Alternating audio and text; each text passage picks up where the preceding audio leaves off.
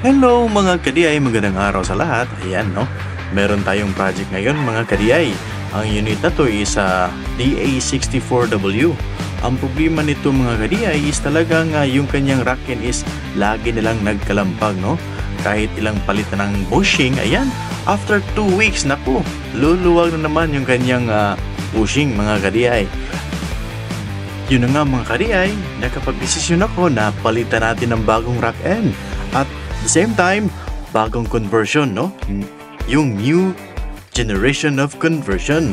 Walang baki-baki, walang cutting, at yun na nga, no? At the same time, hindi yung bagong sleeve na ipapalit natin. Talagang yung kanyang original lang na rack end mga ka-DI.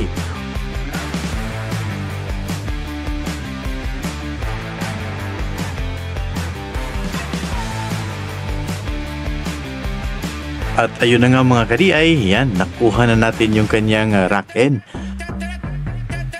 At ngayon, ito yung bagong ipapalit natin nga rack end mga ka-DI. Yan, surplus Japan yan. Naku, napakaganda, napakainam na gawin no, natin sa ating bagong conversion.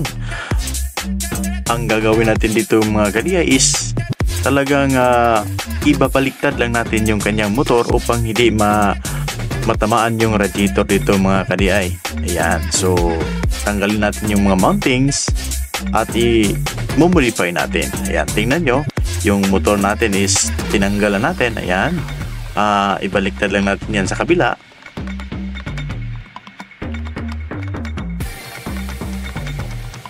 Pero mga ka-DI, bago natin yan ibaliktad, lagyan mo muna natin ng grasa, ayan, para mas malubricate pa siya.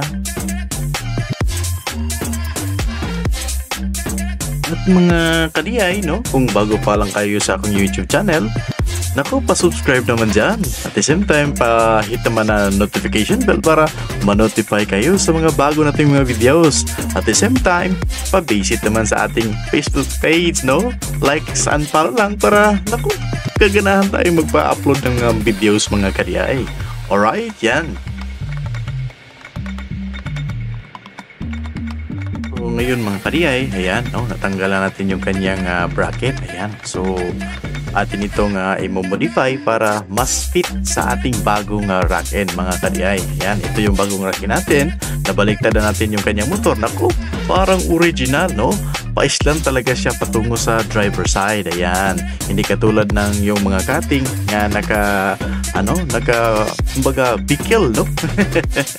Alright, so napaganda mga ka-DI. Yan, yung bracket na yan is tatanggalin natin at tapos i-modify natin kasi hindi yan na fit sa ating rack end. Ayan, no? Tingnan nyo yung butas is naka-opposite side siya.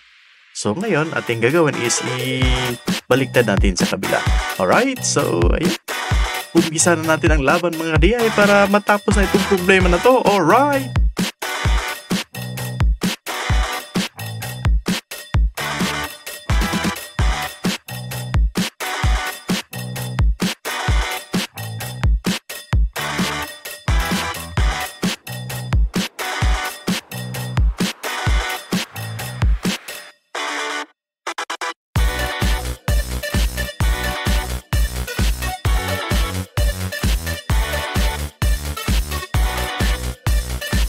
Pagtagal nating niligwat mga ka-DI is naibutan na rin siya sa wakas mga ka-DI, no? Ay, napakatigas talaga. Yan. So, yun na nga, no? I-modify natin itong bracket na to para mas ma-fit sa ating rack end mga ka-DI. Meron diyang mga modification, no? Yan.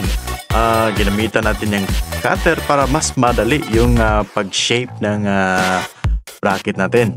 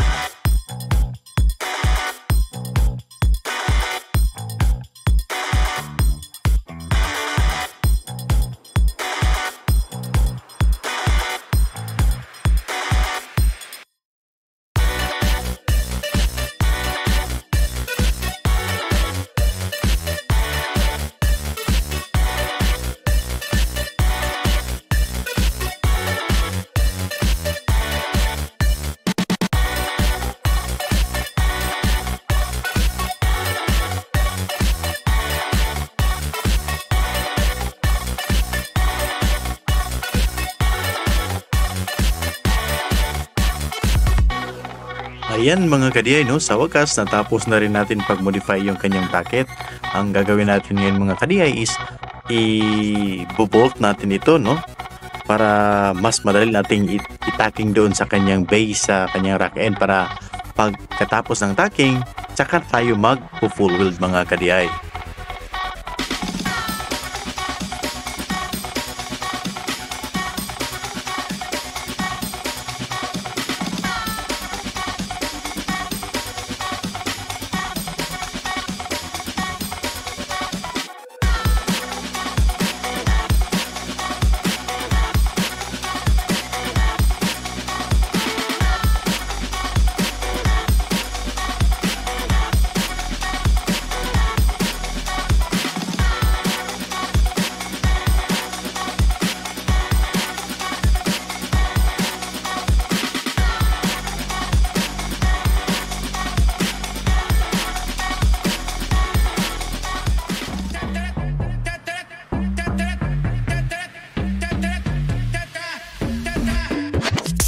So, ayun mga kadiyay, no? Yung bracket niya is naka-align na, no? Natacking na natin ang bracket niya. Tapos, yun na nga, i-full weld natin ito, isusolid natin para, kumbaga, delikado kasi itong rack end mga kadiyay, no? Siya yung nagdadala ng gulong, no? Dapat napaka-solid ito, no? Solid yung kanyang pag-weld. Ayan. Tingnan nyo yung mga kadiyay, yung alignment niya.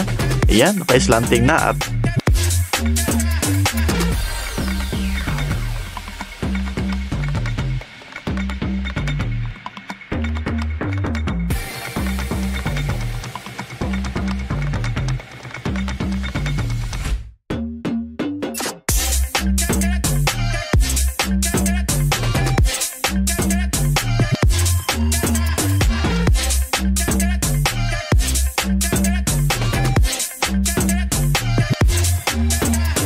so yung mga kadiyay, ayan, natapos na natin na full weld at napinturahan na din natin, no?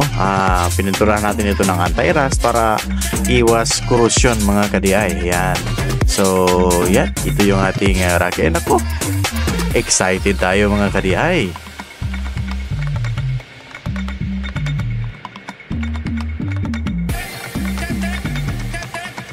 At ayun na nga mga kadiyay, no? Nakabit na natin yung kanyang rack end. Yan, tingnan nyo, napakaganda, napaka-forma talaga, no?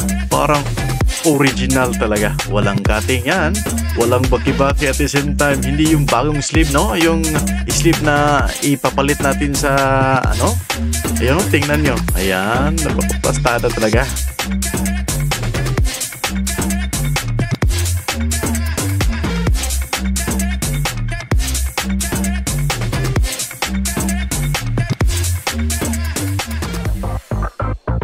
At ngayon mga kadiyay, no, i-reveal natin yung trick sa ating conversion.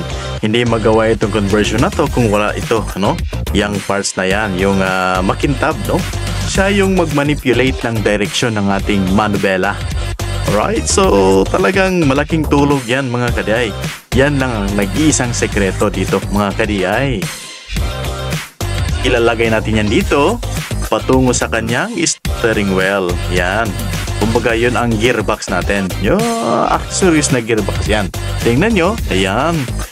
Yan yung pagkabit niya, no? Ayan. Tingnan nyo mga kadiyay. Ayan. Nalagyan na natin ang bracket.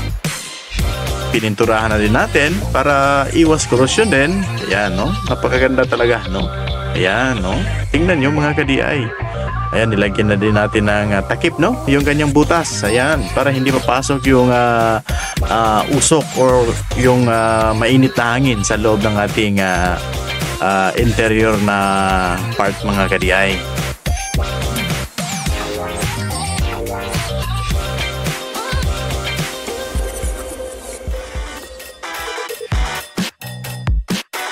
At ayun na nga mga kadiyay, no? Inassemble na natin yung kanyang mga parts dyan. Yung radiator, yung condenser. Ayan, tingnan nyo yun. Oh, napakaganda talaga. Maluwag pa, no?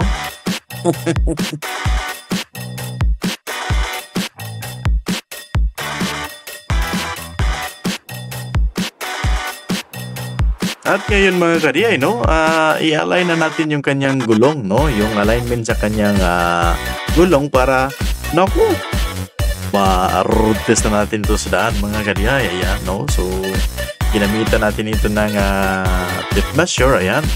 Kung align tayo mga kadiay is dito lang, no? Sa kanyang, yung kanyang group ng kanyang gulong. Ayan. Dapat pantayan. Kumbaga, parallel yung gulong natin.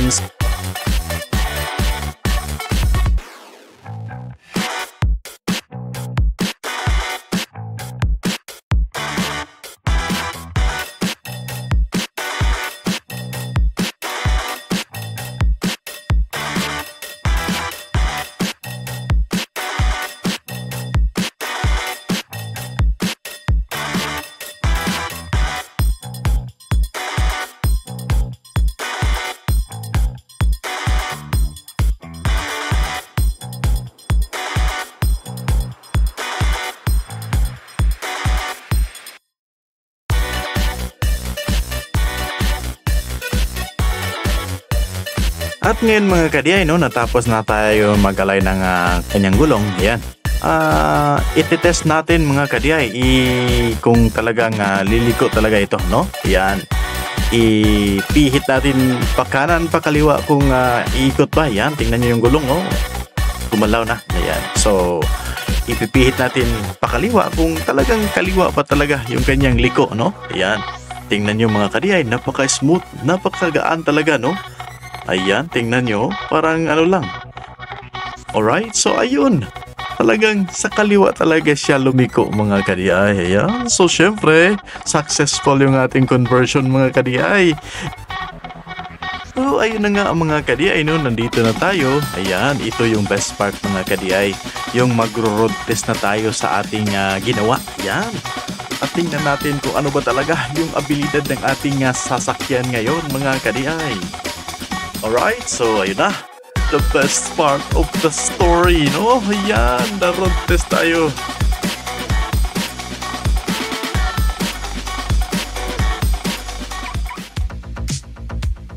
So, ayun na mga kadiay, no? The moment of truth.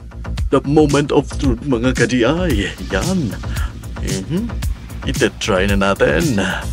Alright, so, yan, tara, let's. Nako, napaka-smooth talaga mga kadiay. Tingnan nyo yun, oh. Isang kamay lang yan, napaka-smooth talaga. Nako, hindi tayo magsisisi nito mga kadiay. Napaka-awesome talaga. Ayan mga kadiay, ito na talaga. The new generation mga kadiay, no? Walay baki-baki. Walang cutting. Yan, talagang original na rock-in lang talaga mga kadiay. Nako, yan o. Napaka-smooth talaga dalhin mga kadiay. Ayan. Ayun na. Ito na ang sagot sa mga katanungan mga kadiay. The new generation of conversion. It's so soft mga kadiay. Alright? So, very, very nice talaga mga kadiay. Okay.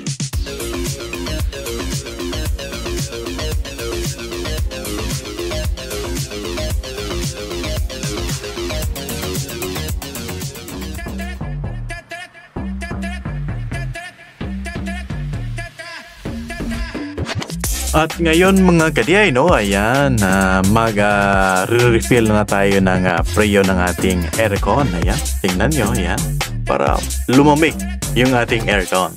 Tingnan nyo yung kanyang low side, naku, napakalamig na mga kadiay, no, ayan.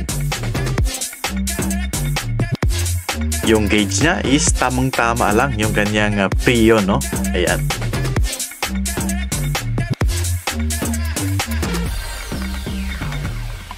Ayun, no? Tingnan nyo yung kanyang hose, no? Naku, napakalamig na mga kadiyay. Talagang excited na ako na magamit ito mga kadiyay, no?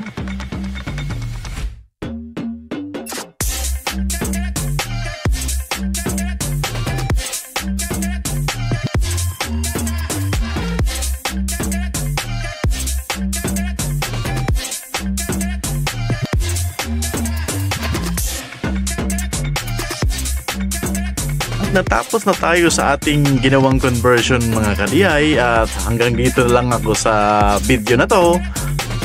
Maraming salamat. Bye-bye!